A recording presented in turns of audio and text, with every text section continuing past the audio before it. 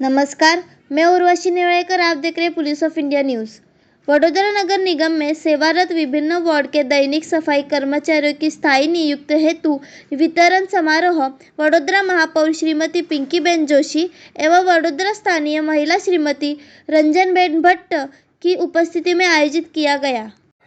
वडोदरा महानगर पालिका द्वारा लगभग 14 वर्ष पछी सफाई कर्मचारी तरीके जे लोग मानवदिन અને કરાર આધારિત સફાઈ કામદારો હતા તેમને રોજંદારી પર અને જે લોકોના 720 દિવસ રોજંદારીમાં પૂર્ણ કર્યા હોય એમને કાયમી કરવાનો ઐતિહાસિક નિર્ણય લેવામાં આવ્યો હતો।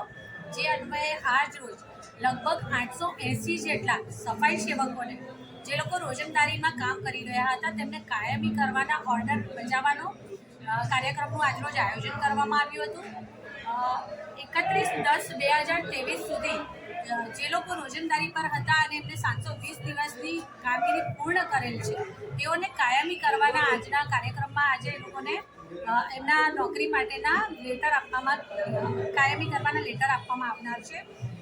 જેનો ગ્રે પેડ લગભગ 14,800થી લઈ અને 47,100 સુધીનો એટલે ચોક્કસ કહી શકાય કે સફાઈ સેવકો માટે આજે આપ જોઈ રહ્યા છો કે ખૂબ ખુશીનો માહોલ છે અને લગભગ 14 વર્ષ પછી વડોદરા મહાનગરપાલિકામાં આવી રીતે સફાઈ કામદારોને કાયમી કરવાનો ઐતિહાસિક નિર્ણય લેવામાં આવ્યો છે।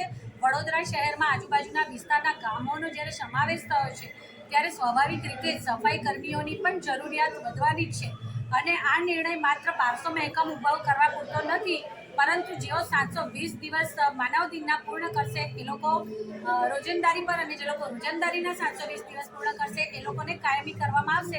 એટલે કહી શકાય કે એક રીતની આ સાયકલ એક ચેઇન પેટર્ન સ્ટાર્ટ કરવામાં આવી છે જેથી કરી અને વડોદરા શહેરને સ્વચ્છ બનાવવાનું અને સ્વચ્છતાના માર્ગે સ્વસ્થતા અને આદરણીય વડાપ્રધાન ભાઈ શ્રી નરેન્દ્રભાઈ મોદીજીનું સ્વચ્છ ભારતનું સ્વપ્ન પણ આપણે પરિપૂર્ણ કરી શકીશું।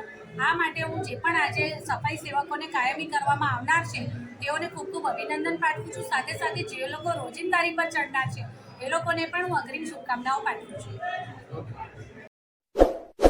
इस वीडियो को लाइक करें, हमारे चैनल को सब्सक्राइब कर बेल आइकन जरूर प्रेस करें